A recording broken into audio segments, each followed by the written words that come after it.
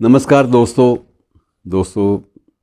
आज आपको एक और पात्र से मिलाता हूँ जो शायर भी है और संत भी है, फ़कीर भी है। और वह पात्र है योगी या जोगी भी कहते हैं उसको, योगी अल्लाह यार खान।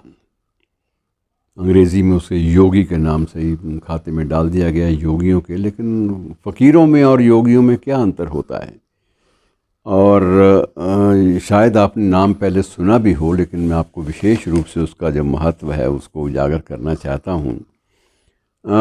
ये एक मुस्लिम शायर था और लेखक भी था, और इसकी जो लगभग 100 साल से भी ज़्यादा वक्त पहले इसने 2 पोएम्स ऐसी लिखी थी, 2 नज़में, जो इतनी ज़्यादा लोकप्रिय हुई कि कोई ठौर ठिकाना नहीं। और उसमें मुख्य रूप से जो कविताओं के शीर्षक थे, एक का शीर्षक था गंजे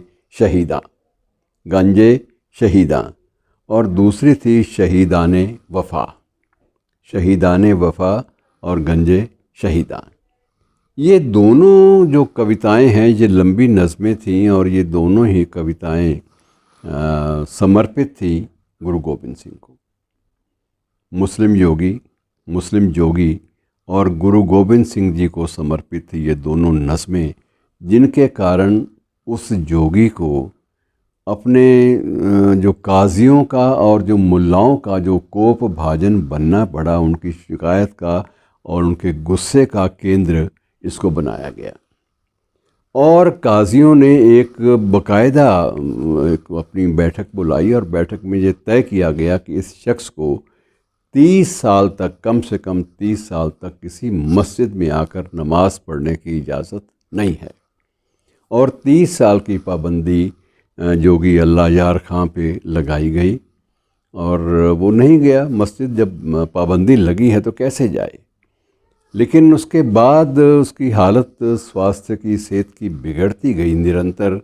और फिर जब देखा कि ये आदमी कुछ पलों का या कुछ दिनों का मेहमान है, तो एक काजी उसके घर गया कि भाई, तुम्हारे अब आखिरी वक्त आ चुका है, तो बेहतर यह है कि तुम एक सच्चे मुसलमान के रूप में अपनी आखिरी सांस लो, और मैं तुम्हें मस्जिद में ले चलता हूँ। वहाँ जाकर तुम अल्लाह से माफ़ी मांग लो, और अल्लाह तुम्हें माफ़ कर देगा। वो बड़ा रहीम व करीम है, वो सब कुछ गुनाह माफ़ कर देता है। इस गुनाह के लिए माफ़ी मांग लो, और हम तुम्हें मस्जिद में प्रवेश की भी इजाज़त देंगे, और तुम्हारे अंत पर वो सारी रस्में अदा करेंगे जो एक सच्चे मुसलमान के बारे में अदा की जाती हैं।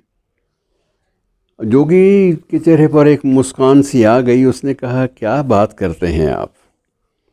मैंने जो लिखा है, तुम लोग मुझे काफिर कहते हो, ठीक है, मुझे कोई इतराज़ नहीं है। तुम लोग जो भी कहो, मुझे इस पे कोई भी इतराज़ करने का हक़ भी नहीं है।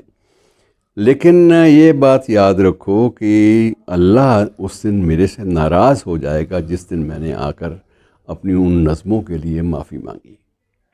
मैं अल्लाह को इस आखिरी उम्र में नाराज़ भी नहीं करना चाहता। और मुझे ये भी तख़य्युल में ख़्याल भी आ रहा है कि जब मैं इस दुनिया से जाऊंगा, इस फ़ानी जहान से जब मैं रुखसत लूँगा, जब मैं विदा होऊंगा, तो मुझे सामने दिखाई देते हैं गुरु गोबिंद सिंह, जो दोनों बाहें फैलाकर मेरा स्वागत करने के लिए मुस्कुराते हुए तैयार खड़े हैं। और मुझको उनकी वह मुद्रा किसी भी अन्य पैगंबर की मुद्रा से भी ज़्यादा कीमती और ज़्यादा आकर्षक लगती है, कि मुझे लगता है कि मुझे सही मानों में अगर शांति मिलेगी, मेरी रूह जो है अगर पीस उसको मिलेगी, शांति मिलेगी, तो सिर्फ़ वहीं मिलेगी जहाँ पर गुरु गोबिंद सिंह दोनों बाहें फैलाकर मेरी प्रतीक्षा कर रहे हैं कि मैं उनकी आगोश पे जाऊं और वो मुझे अपने चरणों में स्थान दें। तो मित्रों, इस तरह की कहानी, दास्तान उस योगी अल्लाह यार खान की है, जिसकी नज़में जो हैं आज भी बाकायदा याद की जाती हैं और गाई भी जाती हैं, कुछ लोकगीतों के माध्यम से भी। शुक्रिया।